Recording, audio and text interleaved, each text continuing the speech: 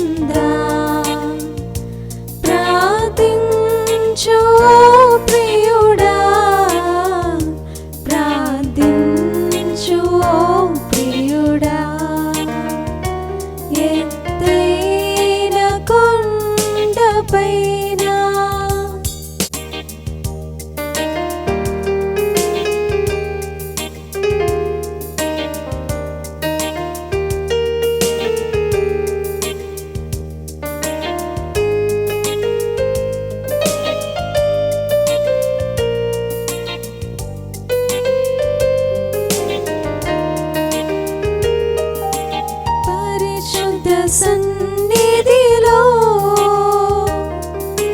ప్రభుతో మాట్లాడుము. పరిశుద్ధ సన్నిధిలో ప్రభుతో మాట్లాడుము. ప్రభువు తిరిగి మాట్లాడు వరకు ప్రార్థించి ధ్యానించుము. ప్రభువు తిరిగి మాట్లాడు వరకు ప్రార్థించి ధ్యానించుము. ప్రార్థించి ధ్యానించుము. ఎత్తైన కొండపైన ఏకాంతముగా చేరి రూపాంతర అనుభవము పొందా ప్రార్థించు ప్రియుడా, ప్రార్థించు ప్రియుడా.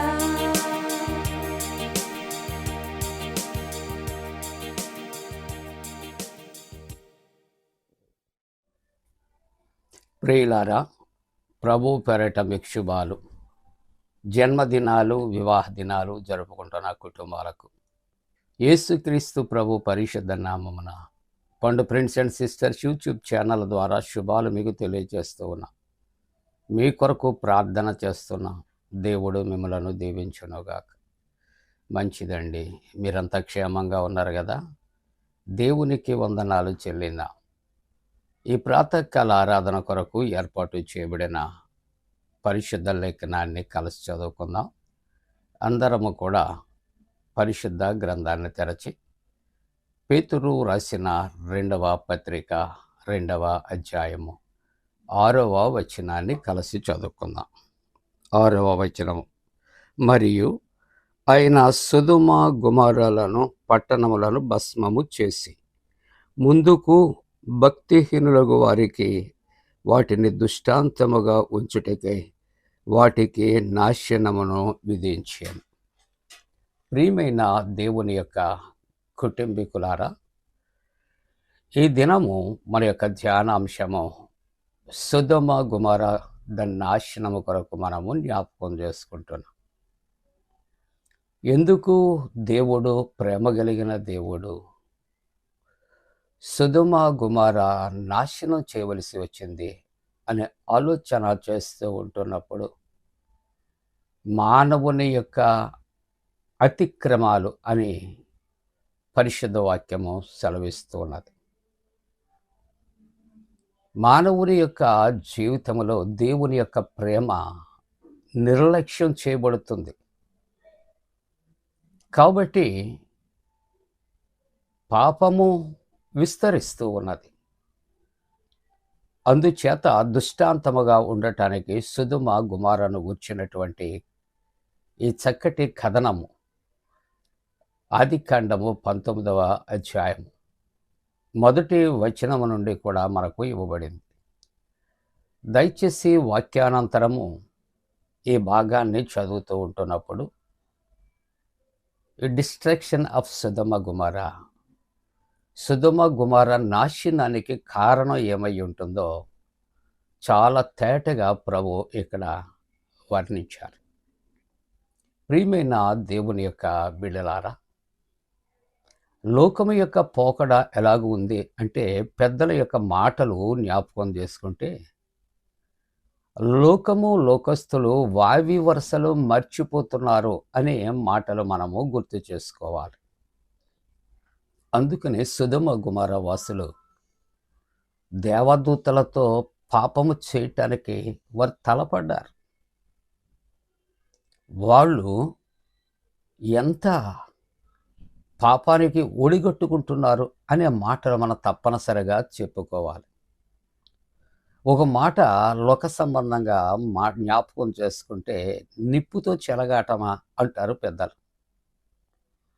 నిప్పును పట్టుకుంటున్నప్పుడు నిప్పుకు ప్రమాదం కాదు కదా, పట్టుకున్నా మనకు ప్రమాదం కాలుతుంది. కాబట్టి దేవునితోనూ లేక దేవుని బిడ్డలతో లేక దేవదూతలతో మనం ఒకవేళ వ్యతిరేకమైన కార్యకలాపాలు చేస్తే దాని యొక్క పర్యవసానం ఏమిటి అని ఆలోచన చేస్తే ఈవేళ వాక్య భాగంలో సొదొమ గొమొర్రా నాశనం. సొదొమ గొమొర్రా ఎప్పుడు కూడా పాపములోనే మగ్గిపోతూ ఉంది. అటువంటి పరిస్థితుల్లో ఇద్దరు దేవదూతలు సొదొమ గొమొర్రాకు వచ్చినప్పుడు ఆ గవిని యొద్ద లోతు ఉన్నాడు. మరి ఈ మాటలు దయచేసి 19వ అధ్యాయం మొదటి వచనం నుండి మీరు చదివితే క్లియర్గా అర్థమవుతుంది. మన సమయాభావాన్ని బట్టి క్లుప్తీకరించి ఈ వాక్యాన్ని నేను మాట్లాడటానికి ఇష్టపడుతున్నాను. కాబట్టి ఆ యొక్క గవిని యొద్ద లోతు వారిని ఎదుర్కొంటానికి కూర్చున్నప్పుడు ఇద్దరు దేవదూతలు వచ్చారు. వారిని ఇంటికి తీసుకుని విందుకు ఆహ్వానించాడు. ఆ గ్రామస్తులకు మరి సంగతి తెలిసి అక్కడ ఉన్నటువంటి వృద్ధులు, యవనస్తులు అందరూ కూడా ఆ ఇంటి మీదకి దొమ్మిగా వచ్చి, వారిని మాకు అప్పగించండి, వారిని మేము కూడాలి అని భయంకరమైనటువంటి మాటలు ప్రస్తావించిన సందర్భం ఆదికాండం 19వ అధ్యాయం మొదటి వచనముల నుండి మనకు జ్ఞాపకం చేస్తున్నాం. లోతు దేవుడంటే ఎంత భయభక్తులు కలిగిన వాడో ఒక మాట, దేవుని కొరకు దేవుని ప్రజల కొరకు లోతు ఎంత త్యాగం చేయబోతున్నాడో ఒక తండ్రిగా అర్థం చేసుకుంటే గుండె తరుక్కుపోతుంది. దేవదూతలను దేవుని ఎడల భయభక్తులు కలిగి రక్షించడానికి పూనుకున్నటువంటి లోతు ఆ గ్రామస్తులతో అంటున్నాడు, మీరు దయచేసి వీరిని విడిచిపెట్టండి, నాకు 2 యవన కుమార్తెలు ఉన్నారు, వారిని మీకు అప్పగిస్తాను. ఈ మాటలు మాట్లాడటానికి కానీ జ్ఞాపకం చేసుకుంటానికి కానీ హృదయ విదారకమైనటువంటి మాటలు. ఏ తండ్రి కూడా ఈ త్యాగం చేయలేడు. అయినా దేవుని కొరకు, దేవుని ప్రజల కొరకు, దేవుని యొక్క దేవదూతల కొరకు త్యాగం చేస్తూ, దేవదూతలను విడిచిపెట్టండి, నా యొక్క యవన కుమార్తెలను అప్పగిస్తాను అని అక్కడ ఆయన అన్నప్పటికీ కూడా వాళ్ళు తిరుగుబాటు చేశారు. ఈ తిరుగుబాటు వారి పాపము ఈ పరిపక్వమై ఈ దేవదూతలు ఏం చేశారంటే లోతును మొత్తం మీద లోపలకు లాగి రక్షించారు. ఇటువంటివి ఎన్నో భయంకరమైనటువంటి కృత్యాలు సొదొమ గొమొర్రా వాస్తవ్యులు చేస్తూ ఉన్నారు. మర్చిపోవద్దు, ప్రభు యొక్క వాక్యం ఉంటుంది, పాపము పరిపక్వమై. పాపము పరిపక్వమై ఏదో ఒక దినాన్న కాటు వేస్తుంది. పాముతో చెలగాటమాడితే ఏదో ఒక దినాన్న తప్పనిసరిగా కాటు వేస్తుంది. కాబట్టి ఇక్కడ సొదొమ గొమొర్రా పాపముతో నిండి ఉంటుండగా దేవదూతలతో పాపము చేయటానికి బలాత్కారము చేయబడి ఉంటుండగా దేవుని యొక్క ఉగ్రత సొదొమ గొమొర్రా మీదకి దిగి వచ్చి, నేను లోతు భార్య కొరకు వాక్యం ఎదుటికి వెళ్ళటం లేదు. సొదొమ గొమొర్రా వాస్తవ్యులు చేసిన పాపము చేత సొదొమ గొమొర్రా ఏ విధంగా అగ్ని చేత కాల్చబడి నాశనమైందో నేను జ్ఞాపకం చేస్తున్నా. ఈ యొక్క ఉదాహరణ రాబోయే తరాలకు ఉదాహరణగా ఉండటానికి ఈ వాక్య భాగం మన కొరకు ఇవ్వబడిందనే మాటలు పేతురు రాసిన 2వ పత్రికలో 2వ అధ్యాయంలో 6వ వచనం నుంచి చదువుతుంటున్నప్పుడు హెచ్చరిక కనిపిస్తూ ఉన్నది.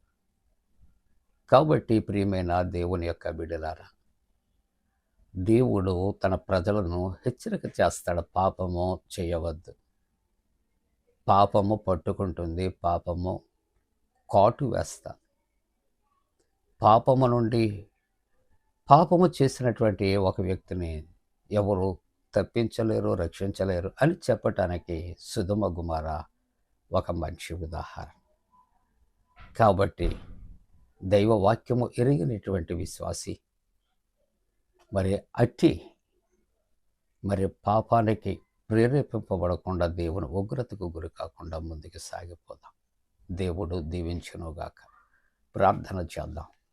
పరిశుద్ధుడా, నీకు వందనాలు నాయనా. సొదొమ గొమొర్రాలో పాపము విస్తరించడం చేత కాల్చబడింది అని ఒక మంచి ఉపమానాన్ని మా ముందు ఉంచావు. దేవాన్ని వాక్యము దీవించండి. ఈ ప్రాతకాల ఆరాధనలో ప్రతి దినము తండ్రి ప్రభువా ఏకీభవిస్తున్న కుటుంబమును బిడ్డలను ఆశీర్వదించండి. వారి విశ్వాసమును బట్టి నేను వారి కుటుంబాలు తరతరాలు దీవించండి. దేవా, రక్షణ లేని వారికి రక్షణ కలుగు చేయండి. అనేక మంది స్వస్థతల కొరకు ప్రార్థిస్తున్నారు. ముఖ్యంగా నాయనా, ఇది చెస్ట్ పెయిన్తో, అలాగే మెడ నొప్పి స్పాండిలైటిస్తో, నైనా ఆర్థరైటిస్తో, మోకాళ్ళు నొప్పులు, కాళ్ళు నొప్పులతో నైనా అనేక మంది అనేక రకాలు పీడితులుగా ఉన్నారు. స్వస్థపరచండి ప్రభా. స్టంటు నాయన వేయబడినటువంటి వారు ఉన్నారు, స్వస్థపరచండి. అనేక రకాలు అనారోగ్యాలతో ఉన్నారు, స్వస్థపరచండి. అప్పుల బెడదలో ఉన్నారు, విడుదల చేయండి. కుటుంబ కలహాలు శాంతిలో ఉన్నారు, సమాధానపరచండి. నేను యవనస్తులు వారి పరీక్షలు ఉద్యోగాల్లో తోడుగుండండి.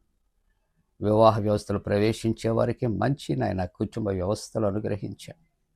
గర్భిణీలు మంచి సుఖప్రసవము దయచేయండి. సంతానం కొరకు ఎదురు చూస్తున్న కుటుంబాలు సత్సంతానం కలుగు చేయండి ప్రభువా. ఇంటర్వ్యూస్కి వెళ్తున్నటువంటి బిడ్డలు సర్టిఫికేట్ వెరిఫికేషన్లో తోడుగుండండి. మెడికల్లో తోడుగా ఉండండి. నీ మీద అనుకున్న ప్రతి కుటుంబాన్ని పరలోకపు ఆశీర్వాదాలతో నింపండి.